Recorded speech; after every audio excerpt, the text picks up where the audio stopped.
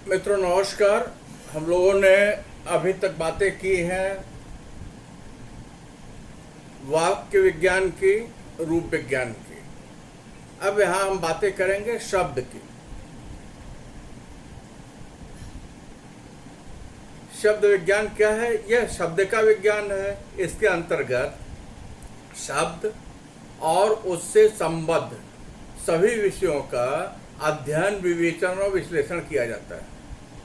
Doctor Bholanath Tiwari ने शब्द विज्ञान को शब्द का विज्ञान कहा है। इसमें शब्द और उससे संबद्ध सारे अध्ययनों को रखा जा सकता है, जो भाषा विज्ञान की पारंपरिक शाखाओं ध्वनि विज्ञान, रूप विज्ञान तथा अर्थ विज्ञान में नहीं रखे जा सकते। यही कारण है कि डॉक्टर भोलानाथ तिवारी शब्द विज्ञान को भाषा विज्ञान की 5वीं शाखा स्वीकार करते हैं। डॉक्टर भोलानाथ तिवारी की धारणा है भाषा विज्ञान की प्रमुख शाखाएं केवल 4 हैं: ध्वनि विज्ञान, रूप विज्ञान, वाक्य विज्ञान, अर्थ विज्ञान। परंपरागत रूप से यही मानी जाती है, लेकिन उच्चारण की दृष्टि से भाषा की लघुतम इकाई ध्वनि है और सार्थकता की दृष्टि से शब्द है। ध्वनि सार्थक हो ही यह आवश्यक नहीं है, जैसे अ, क, च, ट, त, प, थ, फ आदि ध्वनियां तो हैं किंतु सार्थक नहीं है। किंतु कल, चल, टल, पल, नल, जल आदि शब्द हैं, क्योंकि इनमें सार्थकता है। अर्थात ये जो है एक अर्थ को देने में पूर्ण समर्थ है। इनमें अर्थवत्ता है, अर्थ देने की क्षमता है। कल, चल, तल, पल, जल इत्यादि में तो शब्द अर्थ स्तर पर भाषा की लघुतम स्वतंत्र इकाई है। परिभाषित करते हुए डॉक्टर भोलानाथ तिवारी ने शब्द को क्या कहा? शब्द अर्थ के स्तर पर भाषा की लघुतम स्वतंत्र इकाई है, क्योंकि शब्द और अर्थ का संबंध अविच्छिन्न और अटूट है। वाक्य पदीय में भर्तृहरि ने शब्द और अर्थ को संश्लिष्ट इकाई मानते हुए कहा है कि शब्द के द्वारा ही समस्त भावों और अर्थों की अभिव्यक्ति होती है। शब्द को शरीर और अर्थ को उसकी आत्मा के रूप में वाक्यपदी में व्याख्यायित किया गया है, जो सदैव साथ साथ रहते हैं। अर्थ के बिना शब्द निरर्थक है और शब्द के बिना अर्थ की मीमांसा संभव नहीं है। अर्थ, गौर कीजिए, अर्थ के बिना शब्द निरर्थक है और शब्द के बिना अर्थ की मीमांसा या उसका विवेचन या उसका विश्लेषण नहीं किया जा सकता, संभव ही नहीं है। सामान्यतः ध्वनियों के सार्थक शब्द समूह को शब्द कहा जाता है। यह शब्द अर्थवान वाक प्रतीत होता है, जिसका परंपरा से कोई न कोई अर्थ अवश्य होता है। डॉक्टर रविंद्रनाथ श्रीवास्तव जो है कहते हैं, भाषा अर्थवान शब्दों अथवा वाक प्रतीकों की व्यवस्था है और प्रतीक का सामान्य सा अर्थ है किसी अन्य के स्थान पर प्रयुक्त होने वाली वस्तु। यह वाक प्रतीक शब्द से तात्पर्य है ऐसी वाक ध्वनियों से जो किसी अन्य के स्थान पर प्रयुक्त हो। वाक प्रतीक, ध्यान दीजिए, वाक प्रतीक शब्द से मतलब है ऐसी वाक ध्वनियां जो किसी अन्य के स्थान पर प्रयोग में आ रही हैं, जैसे पानी, पेड़, पुस्तक आदि शब्द जो है सार्थक ध्वनि या वाक प्रतीक है, जो हमारे अंदर इन वस्तुओं के संप्रत्यय या अर्थबिंब को जागृत करते हैं। पानी कहते ही पानी होने का भाव हमें दिखाई पड़ने लगता है। इन सार्थक शब्दों के समुच्चय से वाक्य बनता है, किंतु इस प्रक्रिया को भाषा व्यवस्था नियंत्रित या अनुशासित करती है। भाषा क्या है? संरचनात्मक व्यवस्था है। तो यहां जब हम अध्ययन करते हैं तो सार्थक शब्दों के समुच्चय से वाक्य बनता है, किंतु इस प्रक्रिया को भाषा व्यवस्था नियंत्रित या अनुशासित करती है। अर्थ वास्तव में प्रकरण, पृष्ठभूमि या संदर्भ विशेष से उत्पन्न होने वाली हमारी मानसिक प्रतीति का प्रतिरूप मात्र है। शब्दों में प्रयोक्ता के अंतर्गत भाव, व्यापक व्यंजनार्थों के साथ साथ उसके समाज, वर्ग, जातीयता, सांस्कृतिक अस्मिता की छवि स्पष्ट रूप से देखी जा सकती है। इसका संबंध व्यक्ति की मानवीय संवेदना और मानसिकता से भी है। जिस व्यक्ति के जीवन का उद्देश्य और मानसिकता निम्न स्तर की होगी, उसकी भाषा के शब्द और उसके मुख्यार्थ, व्यंग्यार्थ भी निम्न स्तर के होंगे, जबकि उन्नत मानसिकता वाले या उन्नत संवेदना वाले व्यक्ति की भाषा सूक्ष्म, विकसित और संस्कारित होगी। स्पष्ट है? ध्वनि और अर्थ दोनों का संबंध अन्योन्याश्रित है या एक रूप है। शब्द को कथ्य या अर्थ तथा अभिव्यक्ति या इन ध्वनियों की एक ससंश्लिष्ट इकाई माना जा सकता है। जैसे किताब शब्द में क, त, क, ई, त, आ, ब, अ 6 ध्वनियां हैं। किताब क, ई, त, आ, ब, अ 6 ध्वनियों का समूह है, जिनके प्रयोग से किताब वस्तु का अर्थ या किताब वस्तु का बिंब हमारे मानस पटल पर उभरता है। कथ्य और अभिव्यक्ति के इस एकीकरण का ही यह परिणाम होता है कि शब्द की अभिव्यक्ति होते ही कथ्य या बिंब उभर कर हमारे सम्मुख आ जाता है। स्पष्ट है? शब्द वर्गीकरण और शब्द निर्माण। भाषा की अभिव्यक्ति क्षमता उसके शब्द भंडार पर निर्भर करती है। हमारे पास कितने शब्द हैं, हम उतने शाब्दिक रूप से समृद्ध हैं। अपने भावों की अभिव्यक्ति के लिए उतने शब्दों का हम प्रयोग कर सकते हैं। तो किसी भी भाषा की अभिव्यक्ति क्षमता उसके शब्द भंडार पर निर्भर करती है। शब्द उद्गम की दृष्टि से 4 प्रकार के माने गए: तत्सम, तद्भव, देशी और विदेशी। ये तत्सम शब्द क्या है? तत् उसकी तरह, सम मतलब समान, क्या? संस्कृत निष्ठ। ये शब्द हिंदी की संस्कृत निष्ठ शैली से मिलते हैं। इनके भी 2 प्रकार हैं: परंपरागत शब्द और निर्मित शब्द। परंपरागत तत्सम शब्द वो हैं जो संस्कृत से लिए गए हैं, जस के तस, शौर्य, ज्ञान, दर्शन आदि। निर्मित शब्द आधुनिक युग की आवश्यकताओं के अनुरूप गढ़ लिए गए हैं। वास्तव में मानक हिंदी की संरचनात्मक प्रवृत्ति रचनात्मक और उदार है। उपसर्ग, प्रत्यय, समास आदि के आधार पर नए नए शब्दों का निर्माण हिंदी की अपनी एक बड़ी विशेषता है।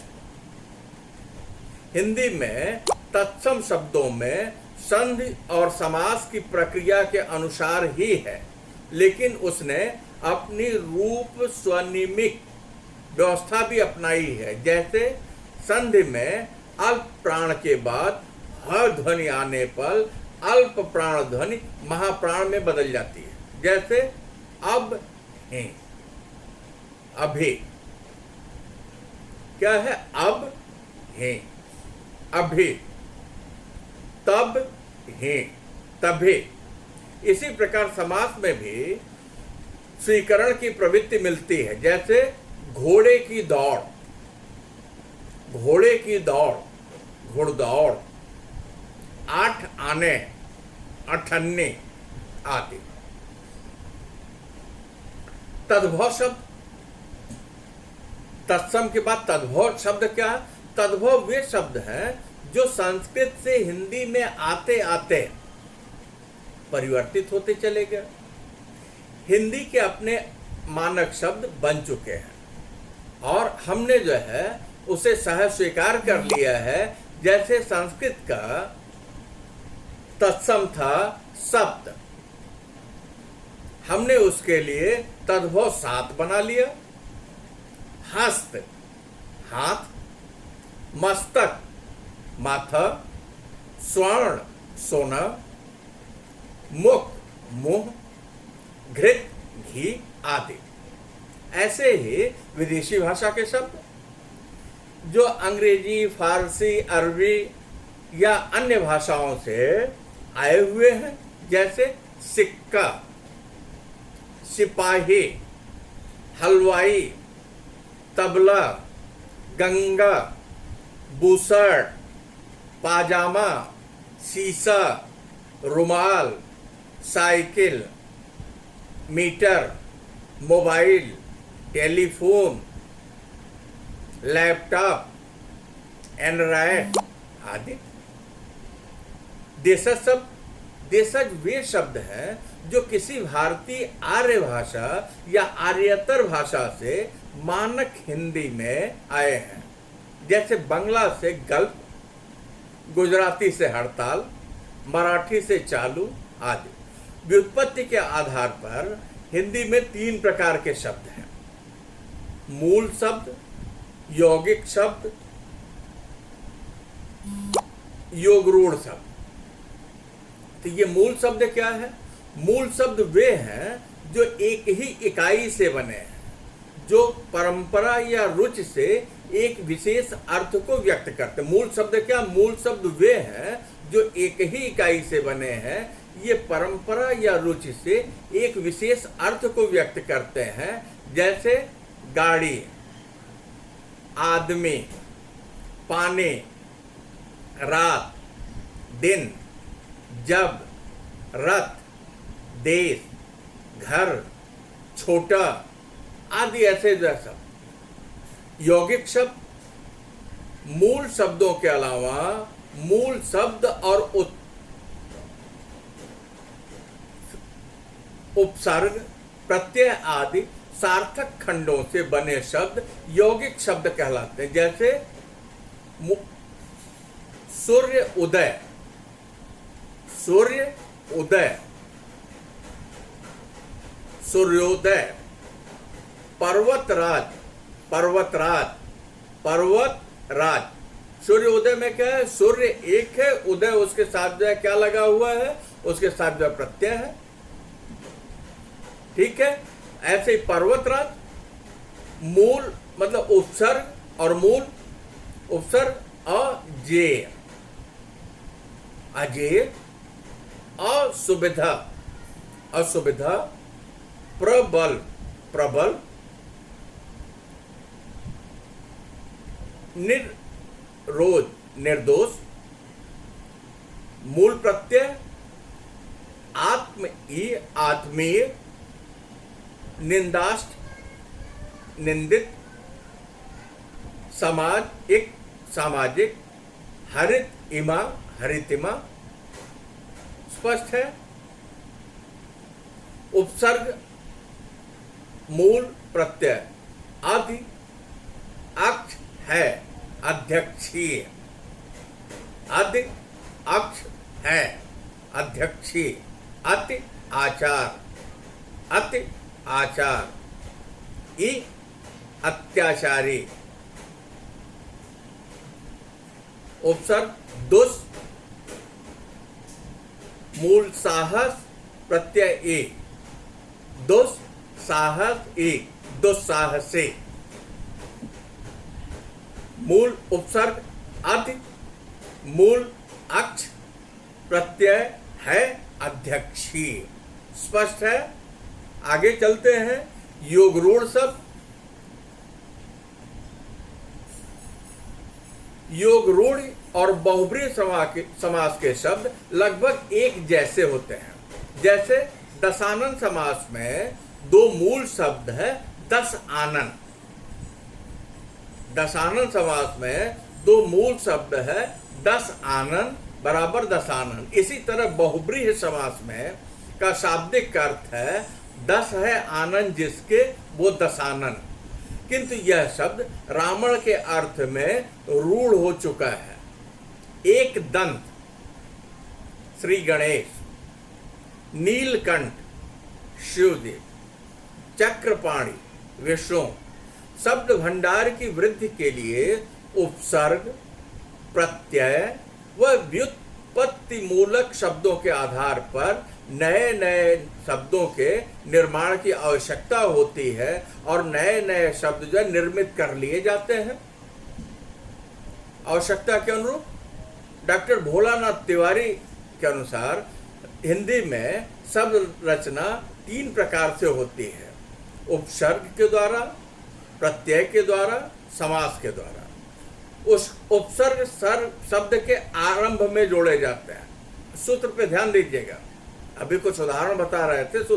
क्या उपसर्ग शब्द के आरंभ में जोड़े जाते हैं तथा प्रत्यय शब्द के बाद में जोड़े जाते हैं। समास में दो या दो से अधिक शब्द एक साथ जोड़े जाते हैं। उपसर्ग, प्रत्यय तथा समास के द्वारा शब्द रचना में मुख्य रूप से गलतियां जो हमसे होती हैं संधियों में होती हैं, इसलिए शब्द रचना के लिए संधि नियमों का ज्ञान अत्यंत आवश्यक है। उपसर्ग और प्रत्यय से शब्द निर्माण की प्रक्रिया, जैसे उपसर्ग अ, यह उपसर्ग अभाव रहित होने का सूचक है। जैसे जय मूल है अजेय, विलंब अविलंब, नीति अनीति, लौकिक अलौकिक। मतलब यहां आप देख लीजिए कि ये अ उपसर्ग लगाने से तुरंत हमने जो है क्या किया कि एक रचना हमारे सामने आ गई जो कि पहले जोड़े जाते, जैसा कि आपसे हमने चर्चा की। तो मूल शब्द क्या है? जय है, उपसर्ग अ जोड़ दिया, अजय बन गया। ठीक यही स्थिति अ की जगह अन जो उपसर्ग है, तो क्या किया हमने, जो अन को ले आ करके मूल शब्द के आगे जोड़ दिया। तो कहते अन में इस उपसर्ग से भी रहित के बिना निषेध आदि का अर्थ निकलता। जैसे अ अर्थ अनर्थ, पढ़ अनपढ़, आयाम आयास अनायास, भिज्ञ अनभिज्ञ, अ अन अन, अ अन अन। अन पीछे या समान के अर्थ में प्रयुक्त होता है, जैसे संधान अनुसंधान, वाद अनुवाद, गमन अनुगमन, भाग अनुभाग। स्पष्ट है? इस अनु का प्रयोग पीछे या समान के अर्थ में होता है। जैसा कि आपको पता, उपसर्ग पहले लगता है। अन अन अप। इसका प्रयोग दूर, विपरीत, दीन, बुरा, अपूर्ण आदि के अर्थ में प्रयुक्त होता है। जैसे शब्द अपशब्द, व्यय अपव्यय, वाद अपवाद, भाषा अपभाषा। फिर अगला उपसर्ग है अ, अन अनु अप अ। हाँ, यह उपसर्ग नीच आदि अर्थ में आता है। जैसे गुण विपरीत अवगुण, धारणा अवधारणा, शेष अवशेष, चेतन अवचेतन। वी विशिष्ट अर्थ में प्रयुक्त होता है। जैसे ध्वंस विध्वंस, वाद विवाद। सुत सत उपसर्ग अच्छे के अर्थ में प्रयुक्त होता है, जैसे रुचि सुरुचि, जन सुजन, हज्जन, कार्य सत्कार्य, विचार सुविचार। प्राक उपसर्ग प्रारंभिक के अर्थ में प्रयुक्त होता है, जैसे ऐतिहासिक प्राग ऐतिहासिक, कथन प्राग कथन। पर यह उल्टा और पीछे होने के अर्थ में प्रयुक्त होता है, आधीन पराधीन, जय पराजय। अंत अंतर अंतस, यह अंदर भीतर का अर्थ देता है। मन अंतर्मन, देशी अंतर्देशी, राष्ट्रीय अंतरराष्ट्रीय। कभी कभी एक ही मूल शब्द के साथ एकाधिक अर्थात एक से अधिक उपसर्ग भी प्रयुक्त होते हैं, ये गौर करने का विषय है। जैसे ख्यात है मूल सुविख्यात, सुविख्यात सुविख्यात, प्रत्युत्पन्न प्रत्युत्पन्न। तद्भव उपसर्ग, तद्भव उपसर्ग अर्थात उपसर्ग से विकसित हुए उपसर्ग हिंदी के अपने उपसर्ग माने जाते हैं, जो हिंदी में काफी संख्या में, जैसे अद अधखिला, उ उनीदा, उन उन्नीस, औ औघट, अध अध्यापक, पर परंत, नि निडर। विदेशी उपसर्ग, विदेशी उपसर्गों में अरबी फारसी के कई उपसर्ग हिंदी में रूढ़ हो गए हैं, जैसे अल अलबत्ता, ब बखूबी, बा बाकायदा, बद बदबू, बे बेखबर, कम कमजोर, गैर गैर कानूनी, दर दर हकीकत आदि। फिर हम आ जाए प्रत्यय के पास। जब प्रत्यय के पास आते हैं तो तत्सम, आ आदरणीय, अक पाठन, ई उपकारी, त मुख्यतः, त्व महत्व, ता सफलता, वान धैर्यवान, शक्ति शक्तिशाली, तम लघुतम, तर अधिकतर, आला घोटाला, इन धोबिन, ता लिखता, ना चलता आदि। देशज प्रत्यय के साथ देखिए जो है अक्खड़ घुमक्कड़, अक्कड़ घुमक्कड़, आका लड़का, आक सटाक। विदेशी प्रत्यय इयत इंसानियत, खोर रिश्वतखोर, गार गुनहगार, गिर उठाई गिर, ची नकलची, दान खानदान। संधि और समास वाले शब्द। संधि के आधार पर नए शब्दों का निर्माण हिंदी की एक बड़ी विशेषता है। दो वर्णों के सोच से होने वाले विकार या परिवर्तन को संधि कहते हैं। दो वर्णों के योग से होने वाले विकार या परिवर्तन को संधि कहा जाता है। संधि मूलतः संस्कृत भाषा की विशेषता है। जिस प्रकार संस्कृत में बहुत से शब्द या पद हिंदी में अपना लिए गए हैं, उसी प्रकार उन्हें स्पष्ट करने के लिए संस्कृत की संधियों के नियम को भी ग्रहण कर लिया गया है। नए शब्द निर्माण की प्रक्रिया में संधियां भी उपसर्ग प्रत्यय आदि के समान सहायक है। संधि करने पर शब्दों के स्वर, व्यंजन या विसर्ग में परिवर्तन आ जाता है। इसी आधार पर संधि के तीन भेद किए जा सकते हैं: स्वर संधि, व्यंजन संधि और विसर्ग संधि। दो स्वरों के योग से होने वाले विकार या रूप परिवर्तन को स्वर संधि कहते हैं। दो स्वरों के योग से होने वाले विकार या रूप परिवर्तन को स्वर संधि कहते हैं। जैसे काल अंतर, कालांतर, पुस्तकालय पुस्तकालय, यथा एष्ट यथेष्ट, सदा एव सदैव, सुआगत स्वागत आदि। व्यंजन से स्वर अथवा व्यंजन के योग से होने वाले विकार या परिवर्तन को व्यंजन संधि कहते हैं। जैसे दिक् अंदर, दिगंबर, वांगमय वांगमय, जगत अम्बा जगदम्बा, उद्गम उत्गम उद्गम। सामासिक शब्द,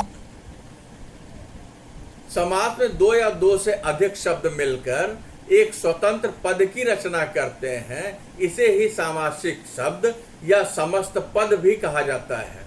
यह मेल किन्हीं दो शब्दों के योग से बनता है, जैसे संज्ञा का संज्ञा से रसोई घर, संज्ञा का विशेषण से नील कमल आदि। ऐसे सैकड़ों शब्द हमें मिल जाएंगे। सामासिक शब्द जिन शब्दों से मिलकर बनते हैं उन शब्दों को पद या खंड कहते हैं। ये प्रायः दो शब्दों से मिलकर बनते हैं, लेकिन कुछ सामासिक शब्दों में दो से अधिक शब्दों का समन्वय, जैसे नागरी प्रचारणी सभा, प्रचारणी सभा और नागरी दो शब्द है। केंद्रीय बस टर्मिनल तीन शब्द।